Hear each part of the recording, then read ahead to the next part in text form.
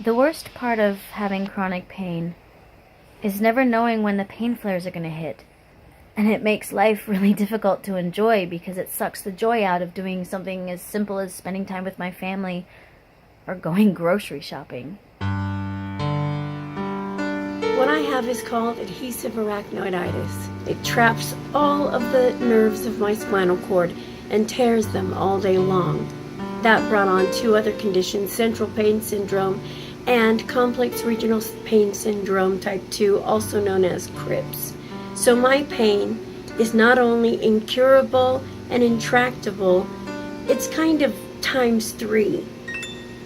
The biggest thing that I'm afraid of is the fact that now that I have a treatment that gave me my life back from being bedbound, the opioid crisis is making patients like me into collateral damage. I am here to advocate for my wife, to get the government out of my doctor's care, my doctor's office, so that the doctors can prescribe my wife the pain medicine that she needs. The worst part of dealing with chronic pain for me, apart from the actual pain and limitation, is the attitude from the medical community that if they don't have a clear diagnosis for you, then there's really nothing wrong with you, or nothing that can't be easily remedied with a change in diet, exercise, or a better attitude. So you're left feeling blamed, confused, and completely on your own. And along with this comes terrible uncertainty of the future. Without a prognosis or treatment, you don't know if your condition will stabilize, worsen, or if there's any hope for improvement. Never knowing when I can step outside my door and feel okay. Never knowing if I will be able to drive my car or feel safe. Never knowing if I can function or be a part of a group, going out and have fun and be able to put on a face and feel okay.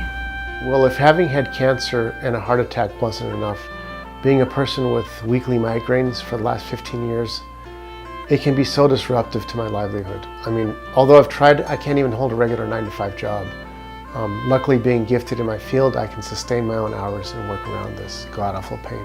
I've suffered from extreme fatigue and nausea since I was young, and doctors always thought I was pregnant. Lethargy became so severe, I'd require naps to get me through the day, affecting my ability to function in law enforcement. I began suffering from muscle weakness, joint pain, vertigo, and a burning pain which comes and goes, and is hard for even me to describe.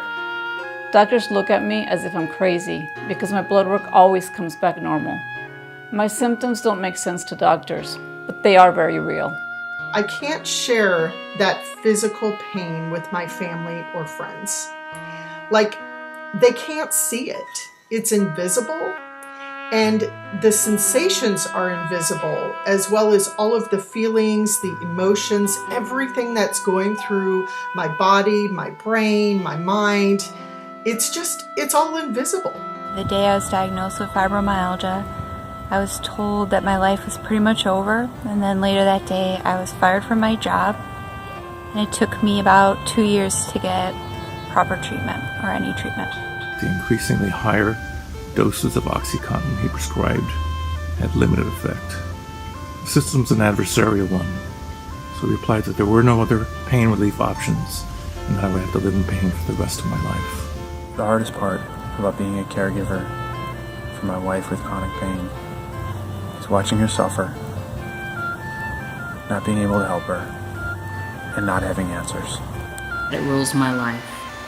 It decides if I'll spend time with my family, doing things with them that I enjoy, or if I won't, or if life is just going to continue to pass me by. When chronic pain becomes severe and constant, intractable pain, the stigma is the worst thing. It causes people to not get care and causes you to lose your loved ones when you need them the very most. And even though I have care now, I worry what's gonna happen when I lose it. I don't want to be back to suicidal and scared and dying from it all. What it does to my body, I don't want to be there again.